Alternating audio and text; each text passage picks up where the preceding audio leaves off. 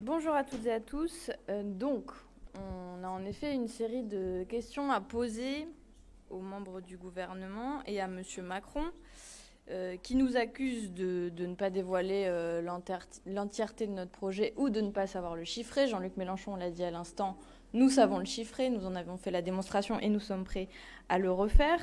Mais donc, pour ma part, nous nous sommes répartis les thèmes. Pour ma part, une première question au gouvernement. Les candidats aux législatives de la majorité présidentielle passent leur temps à dire partout qu'il n'y aura pas une retraite en dessous de 1 100 € par mois.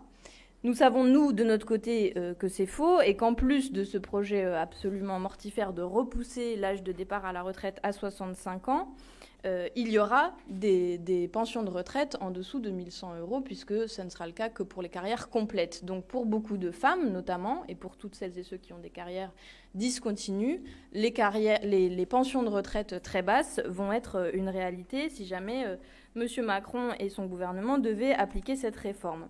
J'ajoute à ça que cette retraite est évidemment odieuse, nous l'avons déjà dit, mais un quart des personnes qui vivent sous le seuil de pauvreté, qui sont considérées comme pauvres, sont déjà mortes à 62 ans. Et le projet est donc de les faire travailler jusqu'à 65. Et nous redisons que cette élection législative est un référendum pour ou contre la retraite à 65 ans. Nous proposons 60 ans. Ça me ramène également au propos de Jean-Luc Mélenchon sur le rôle du Parlement, la possibilité réelle d'une cohabitation, puisque les membres du gouvernement ont fait savoir qu'ils n'hésiteraient pas à aller jusqu'au 49.3 pour faire passer cette retraite à 65 ans dont personne ne veut.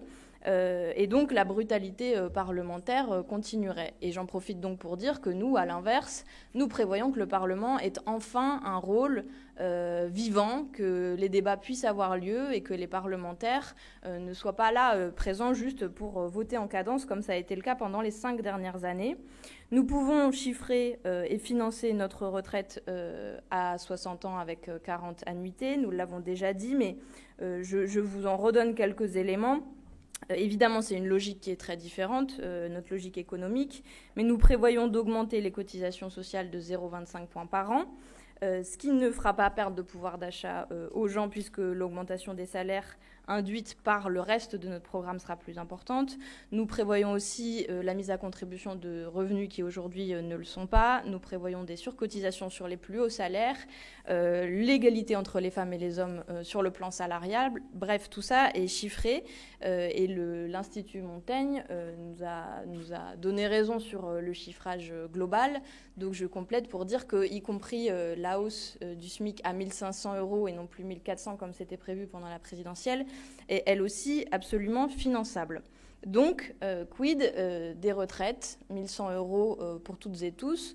Nous assumons le fait que c'est un mensonge de plus de la Macronie et qu'il nous doit des explications là-dessus. Deuxième sujet, très rapidement, sur les jeunes, mais où je veux lancer un appel assez solennel, puisque vous le savez, c'est la catégorie, les 18-34 ans, qui s'est le plus abstenu pour ce premier tour des législatives, avec 70% d'abstention sur cette catégorie, c'est-à-dire 30% des jeunes se sont déplacés dimanche dernier, et nous leur disons: saisissez-vous de ce bulletin de vote et de votre avenir, parce que là, c'est les 5 ans à venir, mais aussi le plus long terme qui est en jeu sur la planète, sur les enjeux féministes et sur les enjeux liés aux conditions de vie de la jeunesse. Ce qui m'amène à une nouvelle question. Comment comptez-vous aider, Madame Borne, les jeunes à sortir des situations de précarité dans lesquelles ils sont aujourd'hui? Pour nous, ça n'est pas une fatalité. La précarité ne forme pas la jeunesse comme autrefois c'était les voyages. Et donc, nous faisons une allocation d'autonomie à 1 063 € par mois pour tous les jeunes, pour qu'ils puissent étudier sans avoir un travail qui vienne perturber ces études, choisir une formation, bref, leur donner des perspectives.